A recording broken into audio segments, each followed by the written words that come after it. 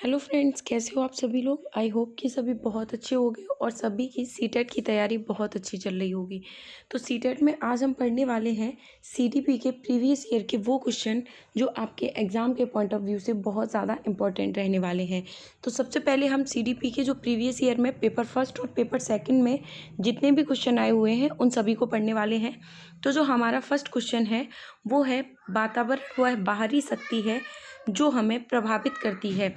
यानी वातावरण ऐसी बाहरी शक्ति है जो हमें प्रभावित करती है। तो ये कथन किसके द्वारा दिया गया था? तो इस कथन को देने वाले मनोवैज्ञानिक का नाम है रॉस। रॉस ने कहा था कि जो वातावरण है वह ऐसी बाहरी शक्ति है जो हमें प्रभावित करती है। उसके बाद नेक्स्ट क्वेश्चन है बुद्धि परीक्षण निर्माण के जन्मदाता कौन है? जो बुद्धि परीक्षण निर्माण है इसके जन्मदाता किसको माना जाता है? तो अल्फ्रेड बिने को माना जाता है जिन्होंने बुद्धि परीक्षण को दिया था। उसके बाद नेक्स्ट क्वेश्चन है संवेदना ज्ञान की पहली सीढ़ी है, ये कथन कैसा है? तो ये एक मानसिक विकास का कथन है कि जो संवेदना है वो ज्ञान की सीढ़ी है। तो इस कथन को हम किस कैटेगरी में रख सकते हैं? तो ये एक मानसिक विकास माना जा सकता है।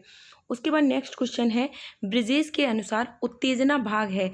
जो ब्रिजेस हैं एक मनोवैज्ञानिक हैं, उन्होंने बताया है कि जो उत्तेजना है वो किस चीज़ का भाग है? तो संवेगात्मक विकास का भाग उत्तेजना को ब्रिजेस के अनुसार माना गया है। उसके बाद नेक्स्ट क्वेश्चन है तर्क जिज्ञासा तथा निरीक्षण शक्ति का विकास होता है। तर्क जिज्ञासा और निरीक्षण शक्ति का जो विकास है वो किस आयु में होता है? तो 11 वर्ष की आयु में होता है। तर्क जिज्ञासा निरीक्षण शक्ति ये सारी चीज़ें अगर देखी जाएँ तो किस एज में बढ़ जाती हैं, किस एज में इनका विकास होना स्टार्ट हो जाता है? तो जब बालक 11 वर्ष की एज में होता है तो वो हर चीज़ में तर्क करने लगता है, उसे हर चीज़ को जानने की जिज्ञासा होती है, एक प्रकार से निरीक्षण करना सीख जाता है। उसके बाद नेक्स्ट क्वेश्चन है इस अवस्था में बालक में नई खोज की और घूमने की प्रवृत्ति बहुत अधिक बढ़ जाती है। तो ऐसी कौन सी अवस्था है जिसमें बालक नई खोज करने लगता है और उसमें घूमने की प्रवृत्ति होती है वो बढ़ जाती है? तो ऐसी अवस्था को बाल्यावस्था कहा जाता है। उसके बाद नेक्स्ट क्वेश्चन है कौन सा वंशानुक्रम का निकाय नहीं है? यानी ऐसी कौन सी चीज़ है जो वंशानुक्रम पर डिपेंड नहीं करती है, जो वातावरण पर डिपेंड करती है? वो होती है अभिप्रेरणा। जैसे हम किसी को मोटिवेट करते हैं तो वो चीज़ हमारे वंशानुक्रम में यानी हमारी हेरिडिटी में न होकर हमारे वातावरण जैसा हमारा वातावरण है हम उस हिसाब की प्रेरणा दूसरे व्यक्ति को दे सकते हैं। तो ये चीज़ किस पर डिपेंड करती है? वातावरण पर डिपेंड करती है, ना कि वंशानुक्रम पर। और नेक्स्ट क्वेश्चन है किस अवस्था तक बालक दृष्ट और श्रवण इंद्रियां पूर्ण विकसित हो चुकी होती हैं? यानी ऐसी कौन सी एज है जब तक बालक की जो दृष्टि एवं श्रवण इंद्रियां होती हैं यानी देखने की और सुनने की जो इंद्रियां होती हैं वो पूरी तरह विकसित हो चुकी होती हैं? तो उस एज का गैप होता है 8 से 9 वर्ष। यानी जब बालक 8 से 9 वर्ष में होता है तो उसकी सुनने की शक्ति और उसके देखने की जो शक्ति होती है उसका पूरी तरह से विकास हो चुका होता है। उसके बाद नेक्स्ट क्वेश्चन है 20वीं शताब्दी को बालक की शताब्दी कहा जाता है, ये कथन किसके द्वारा दिया गया है? तो क्रो एंड क्रो के द्वारा दिया गया है। उसके बाद नेक्स्ट क्वेश्चन है गामक विकास से हमारा तात्पर्य मांसपेशियों के विकास का तथा पैरों के उचित उपयोग का है। यानी जो गामक विकास होता है उसका अर्थ किसके द्वारा माना गया है कि उसका विकास मांसपेशियों का जब विकास हो जाता है और पैरों का उचित यूज होने लगता है तो हमारा गामक विकास पूरा हो गया। तो ये शक्ति और गति के नियम पर आधारित होता है। इस अवस्था को मिथ्या परिपक्वता की अवस्था कहा जाता है। ऐसी कौन सी अवस्था है जिसे मिथ्या परिपक्वता की अवस्था कहा जाता है? तो बाल्यावस्था को मिथ्या परिपक्वता की अवस्था कहा जाता है। मोस्ट इंपॉर्टेंट क्वेश्चन है मनुष्य जीवन का आरंभ पूर्णतः घटित होता है, तो वो कैसे घटित होता है? केवल एक कोष में घटित होता है। उसके बाद नेक्स्ट क्वेश्चन है शैशवावस्था की विशेषता क्या नहीं है? यानी ऐसी कौन सी विशेषता है जो शैशवावस्था में नहीं होती है?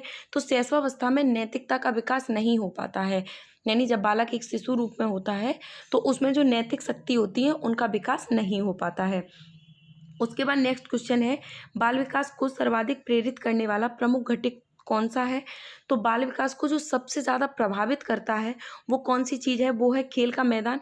यहाँ पर बालक जो चीज़ें होती हैं उन्हें सबसे ज़्यादा सीखता है, उसे हर चीज़ में सबसे ज़्यादा प्रभावित करने वाला जो कारक होता है वो होता है खेल का मैदान। उसके बाद नेक्स्ट क्वेश्चन है, गर्भावस्था शिशु में सांस लेने की प्रक्रिया किस सप्ताह से शुरू होती है? जब बालक माँ के गर्भ में होता है तो उसमें जो सांस लेने की प्रक्रिया होती है वो किस एज से यानी किस सप्ताह से स्टार्ट हो जाती है?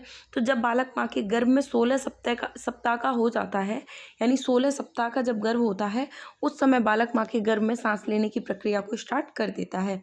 उसके बाद नेक्स्ट क्वेश्चन है, शैशवावस्था की मुख्य विशेषता क्या नहीं है? शैशवावस्था में ऐसी कौन सी चीज़ है जो बालक नहीं कर पाता है? तो वो होती है चिंतन प्रक्रिया। शैशवावस्था में बालक चिंतन प्रक्रिया नहीं कर पाता है। उसके बाद नेक्स्ट क्वेश्चन है, लॉरेंस कोहलबर्ग विकास के क्षेत्र में शोध के लिए जाने जाते हैं। तो ऐसा कौन सा क्षेत्र है जिसमें लॉरेंस कोहलबर्ग को शोध के लिए जाना जाता है? तो जो नैतिक विकास का क्षेत्र है इसमें जाना जाता है, क्योंकि जो लॉरेंस कोहलबर्ग हैं उन्होंने कौन सा सिद्धांत दिया है? तो नैतिक विकास का सिद्धांत दिया हुआ है। उसके बाद नेक्स्ट क्वेश्चन है, विद्यार्थी में सामाजिक विकास करने हेतु एक अध्यापक को चाहिए कि उसे किन चीज़ों के बारे में जानकारी होनी चाहिए? यानी अगर एक अध्यापक बालक का सामाजिक विकास करना चाह रहा है तो एक अध्यापक को किस चीज़ के बारे में पूरी तरह से नॉलेज होनी चाहिए? तो इसका आंसर होगा विद्यार्थी के सभी पक्षों को, यानी बालक किस प्रकार से सोचता है, उसे किस प्रकार से चीज़ें समझ में आ जाती है, किस बैकग्राउंड से आता है, बालक को अगर कोई भी चीज़ समझ में नहीं आ रही है तो क्यों नहीं आ रही है, बालक कितना इंटेलिजेंट है, किन किन चीज़ों को कर सकता है, यानी उसके सारे पक्ष जो होते हैं उनके बारे में एक अध्यापक को जानकारी होनी चाहिए। उसके बाद नेक्स्ट क्वेश्चन है, जिस प्रक्रिया से व्यक्ति मानव के लिए परस्पर निर्भर होकर व्यवहार करना सीखता है वह प्रक्रिया कौन सी है? तो वो प्रक्रिया समाजीकरण है, जिसमें बालक दूसरे बालक पर पूरी तरह से निर्भर होकर, डिपेंड होकर उस पर व्यवहार करना सीखता है। उसके बाद नेक्स्ट क्वेश्चन है, कौन सी आयु समूह के लिए एरिक एरिक्सन ने 8 अवस्थाएं बताई हैं? ऐसा कौन सा समूह है जिसके लिए बालक के लिए एरिक एरिक्सन के द्वारा 8 अवस्थाएं बताई गई हैं? तो जन्म से लेकर मृत्यु तक का जो समय होता है उसके लिए जो एरिक एरिक्सन है उन्होंने 8 अवस्थाएं बताई हैं जन्म से लेकर मृत्यु तक। जैसे बाल्यावस्था है, किशोरावस्था है, शैशवावस्था, ये सारी अवस्थाएं मिलाकर जन्म से मृत्यु तक लेकर उन्होंने 8 अवस्थाओं में बालक के जीवन को डिवाइड किया हुआ है। उसके बाद नेक्स्ट क्वेश्चन है, जीन पियाजे के अनुसार संज्ञानात्मक विकास की अवस्थाएं कितनी होती हैं? तो जीन पियाजे हैं जिन्होंने संज्ञानात्मक विकास का सिद्धांत दिया है, तो उनके अनुसार जो विकास की अवस्थाएं होती हैं वो कितनी होती हैं? तो 4 होती हैं।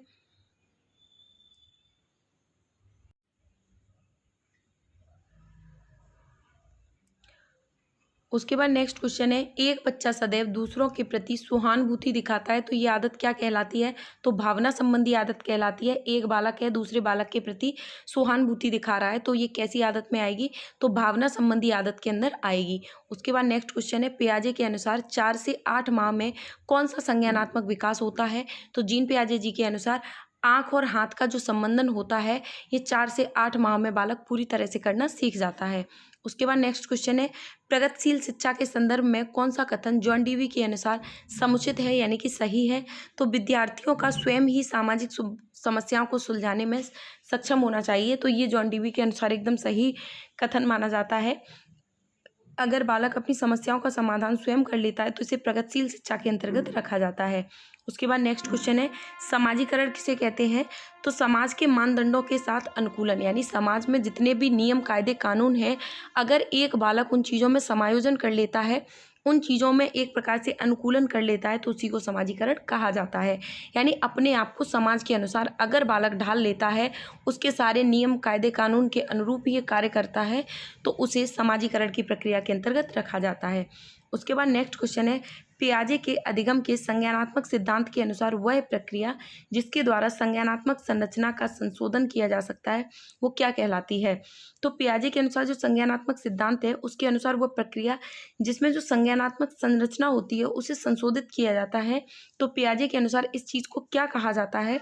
तो इसे स्कीमा कहा जाता है। उसके बाद नेक्स्ट क्वेश्चन है, एक दिग्भ्रमक का पथ प्रदर्शन किया जा सकता है तो कैसे किया जा सकता है? उसके अच्छे व्यवहार की प्रशंसा कर कर, यानी कोई भी बालक है जो अपने पथ से भ्रमित हो गया है, यानी कि कोई भी ऐसा बालक, जैसे किशोरावस्था में बहुत सारे बालक होते हैं जो चीज़ों में अच्छी, क्या चीज़ सही है क्या चीज़ गलत है इन चीज़ों के बारे में अच्छे से जानकारी नहीं रखते हैं और एक प्रकार से अपने पथ से भ्रमित हो जाते हैं, तो उन बालकों को अगर सही राह दिखानी है, सही उनका मार्गदर्शन करना है तो उसके लिए क्या करना चाहिए? तो उसके अच्छे व्यवहार की प्रशंसा करके उसका सही मार्गीकरण किया जा सकता है। उसके बाद नेक्स्ट क्वेश्चन है, मैं किसी की परवाह नहीं करता, ऐसी आवृत्ति वाले बच्चों के व्यवहार को क्या कहते हैं? तो मैं किसी की परवाह नहीं करता, अगर ऐसी कोई भी बच्चा आवृत्ति रखता है तो उसे क्या कहेंगे? अस्वीकरण कहेंगे। उसके बाद नेक्स्ट क्वेश्चन है, कक्षा में ऊंचा सुनने वाले तथा कमजोर नज़र के छात्रों को कहाँ बिठाना चाहिए? तो आगे की पंक्ति में यानी आगे की लाइन में बिठाना चाहिए।